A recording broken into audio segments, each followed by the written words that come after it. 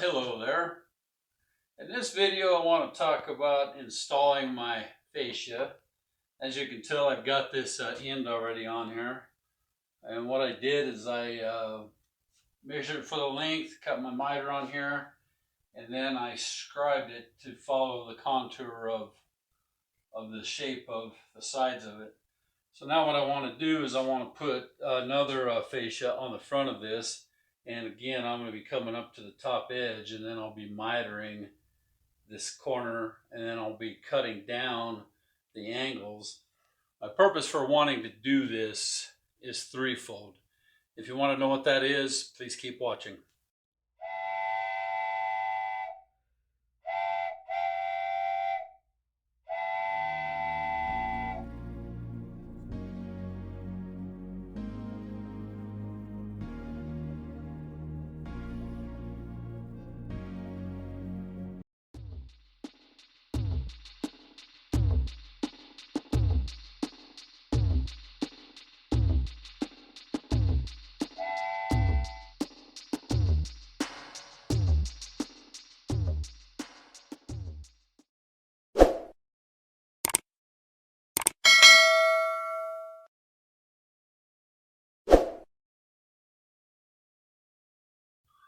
Well, as I said, threefold. There's three reasons why I want to put a fascia on there. Number one, it makes it look more finished out. It makes it look like a piece of furniture in my house. Number two, it covers up the unfinished area. I guess that's part of number one. But number two is I want to get the stuff off of the fascia here, and I want to build a shelf that my controllers will set on. And then also I'm going to have a light shut-off switch. You can see that right there. And that will stay in the fascia, but it'll be on the new fascia on the outside. And also I'll be putting in a switch that will shut the plug off, the outlet underneath it that controls the power packs. I want to be able to shut that off, because if you just leave these on, you've still got power going to your track. And if it's not unattended, I don't want something to happen if I'm not here. So instead of unplugging it all the time, I'm just going to hook that outlet to a switch to shut it off that way. My third reason for wanting to put this fascia on here is that switch that's going to turn it off and on has to be inset into the fascia, and I'm going to go flush with it. This one sets on the surface of it, this black one right there, but the switch that controls the outlet, it goes flush. So clears up the fascia, and we'll have just those two black things on there. And I'm thinking about going with the NCE Power Cab Plus, and there will be a black plug-in place for the thing to go on there, and then you'll have your holder for your power cab handheld set too. I wanted to go with a twin controller, but it's been on back order for 2 months, and I'm getting tired of waiting. So if it shows up, I'll sell it to somebody else, or I'll switch it over and use it. Who knows? Who knows? But right now it's the 6th of May of 2021. I ordered that twin DCC controller on the last of March of 2021. Still, it has not arrived. So I'm giving it through the whole month of May to arrive. If it doesn't arrive in June, I'm going to order the other DCC controller.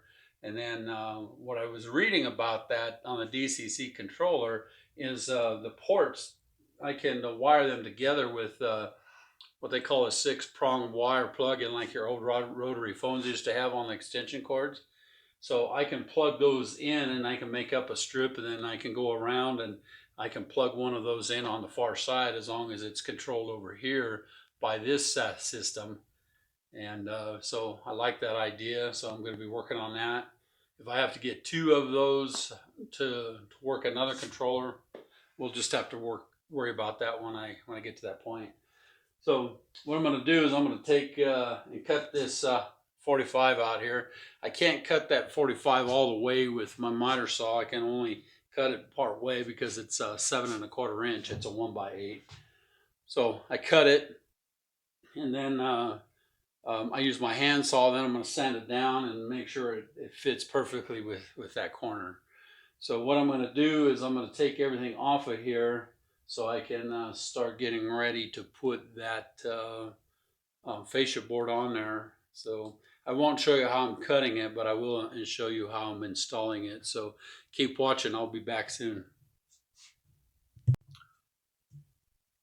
Remember what I was talking about, not being able to cut the whole 45 with my miter saw. We're gapping here at the top and we're tight at the bottom. The thing to do is to use a tape measure and measure this distance here, and then take this off at the bottom. So I'll be drawing pencil lines on here when I figure out what my distance is, and then I'm going to use my circular saw at that angle, and hopefully I can get this straight. I left the other end of the board long, so I have plenty of room to work to make this joint correctly. So take your time, do a good job, because if you're putting this in your living room, you're doing a 45 miter on a 3/4 inch piece of wood, you want it to look absolutely 100% perfect. Just keep working with it. I'll show you how it works out here in a little bit. All right, my friends, I have the board cut. It's cut to the contour of what I wanted it to do. Go down just a little bit here. Now it looks like it all fits that contour. And what I'll do is I'll come back with the sander and I'll sand this edge down here a little bit. That ought to bring that flush, and then I'll just fill this in with wood filler and fill the top in with sculpting mold. And by the time I get this stained, it'll all blend in. So next little section I'm going to do is show you what it looks like all stained, and then once I get that done, I'm going to start mounting my stuff to the fascia. So check back soon. Well, friends, as you can see, I got the fascia on. I've got the two sides on, and got my first coat of stain on it. I did come up and put some wood filler on it, so I'll be doing another coat of stain. A couple of videos I'm going to be doing after this one. I want to talk to you about it. I'm going to be putting a outlet underneath my table, so basically an outlet. But I'm going to control it with a little switch that's going to be inside the fascia. So I want to be able to shut this off. This will shut my power off. It'll shut my Kato switch machine off with his switch. I think that's a valuable part. I think that's something that people need to be thinking about. Also, I built a shelf here on the front. This controller is temporary until I get my DCC stuff. So that won't be up there. But what will be on here permanently is this Kato power pack because of the switches. I'm going to have, I got 3 switches here, and then we'll have another switch, and then maybe a couple more that will be on this power pack. So I've done a 2 steel L brackets, and I painted them black, so they're kind of decorative. But this is one of my problems here, and I think what I'm going to do is I'm going to build a little shelf underneath my shelf so I can put it down underneath there. I think that'll be a pretty cool thing. So I'll be doing that in another video as well, but this is pretty cool. It'll have my power hooked up, and so I can throw my switches, and until I get the DCC stuff, I'll be able to run 2 trains with my 2 controllers. So wanted to show you that. So thanks for watching this part of this video, and as you can tell, I've permanently mounted my switch that turns on my lights for my cars. I got 3 lights here that need to be wired up yet, and as soon as I get my barn done, the barn will have a light inside of it. Then we'll be putting some yard lights. I'll be doing a parking lot light up here. And then there'll be another plug and play car that's going to be up on this road somewhere. I'll be giving you a flyover once more of it gets done for us here. But I want you to think about doing your fascias in a different way. I think it's pretty cool to be able to see that. That kind of matches the trim I have the rest of my house. I will be doing a second coat of stain on that after my wood filler dries. I think that's a pretty cool idea. So my friends, thanks for watching this video. Don't forget to check out the next video on wiring the outlet and then working on the shelf so I can get some of the decorative stuff done that will be the permanent part of this layout. Thanks for watching. We'll see you soon.